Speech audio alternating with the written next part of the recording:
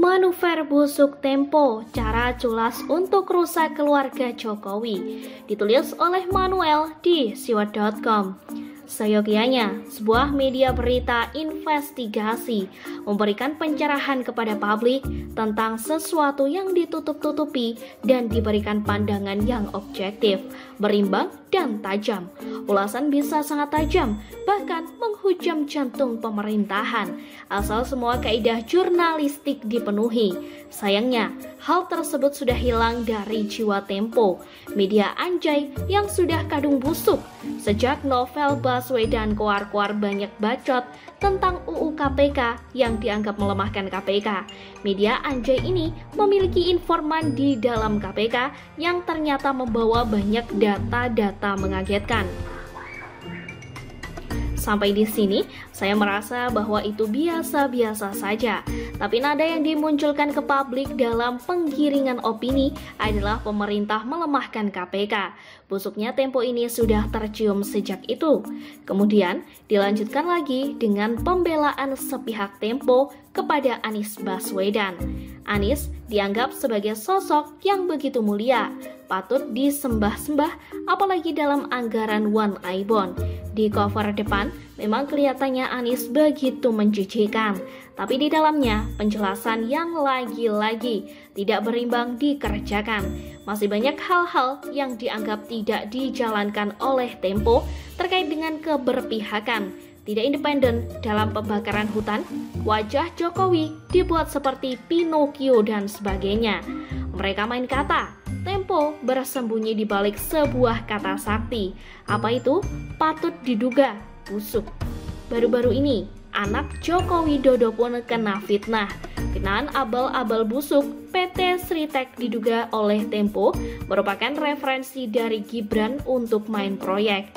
Diduga Gibran bermain-main dengan pengadaan goodie bag. Dari sini saya sudah curiga, Tempo ini bikin hoax. Kenapa? Karena Tempo nanggung-nanggung. Anak presiden kok main penggandaan goodie bag? Gak sekalian proyek seperti anaknya SBY tuh. Sekalian aja, kok tidak? Karena memang mereka main aman. Proyek kecil, coba menggiring opini publik soal keluarga presiden. Pada akhirnya mereka ketahuan nge-hoax. Dan ini menjawab mengapa pamflet Tempo sekarang sudah perlahan-lahan bergeser dari media cetak dan digital menjadi full media digital. Dan saya mulai paham mengapa Tempo melakukan hal ini. Cara-caranya sangat terbaca dengan sangat jelas dan sangat terukur. Koran Tempo sudah melakukan itu. Tempo melakukan go digital ternyata diduga untuk membersihkan nama mereka dari status penyebar hoax. Ketika di pamflet digital mereka ketahuan sebar hoax, mereka akan bisa dengan mudah menghapus artikel tersebut atau mengubahnya agar hoax bisa dengan mudah diterbitkan dihapus. Namun, sudah kadung merusak nama baik seseorang. Sepertinya Tempo dan novel KPK sama saja. Sama-sama dendam karena Jokowi memperkuat KPK. Sekarang ini novel bukan segala-galanya di KPK. Dia sudah merusak nama baiknya sendiri. Selain matanya dirusak oleh orang lain, nama baik itu di atas segala-galanya. Nama baik itu adalah hal yang harus dipertahankan. Reputasi itu bisa dijadikan indikator orang lain untuk menilai. Bahkan dari teori kepemimpinan, reputasi bisa dianggap sebagai senjata untuk mengintimidasi. Sayangnya, novel dan Tempo sudah kehilangan itu. Sekarang ini, Tempo juga bukan siapa-siapa lagi di media pemberitaan. Ternyata, investigasi Tempo kalah jauh dengan investigasi Siwat. Investigasi Tempo menggunakan sumber yang tidak kredibel, pakai istilah informan, orang dalam, pejabat Kemensos yang tidak ingin diberitahu namanya. Kalau begitu, investasi tersebut sangat salah dan tidak bisa dibenarkan, bukan? Investigasi sampah. Kalau Siwat jelas, beropini lewat sumber yang kredibel dan bisa dipertanggungjawabkan. Misalnya Rocky Gerung, gitu bisa jadi narasumber penulis investigasi Siwat untuk mempertontonkan betapa bencinya orang ini pada Jokowi.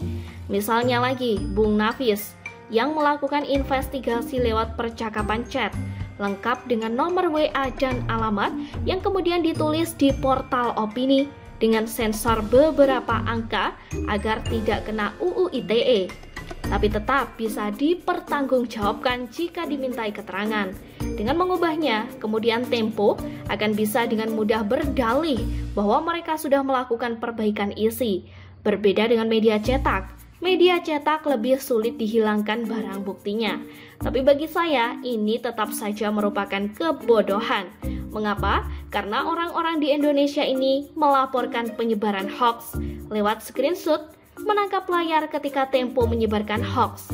Inilah yang buat saya merupakan cara culas Tempo untuk memframing busuk polisi, TNI, dan pemerintah Republik Indonesia di bawah kepemimpinan Joko Widodo. Jangan main-main sama rakyat Indonesia. Tempo sudah selevel sama peliharaan gue. Sekian dulu berita hari ini. Jangan lupa di like, komen, dan subscribe agar Anda tidak ketinggalan informasi menarik dan terupdate lainnya dari channel Daily News.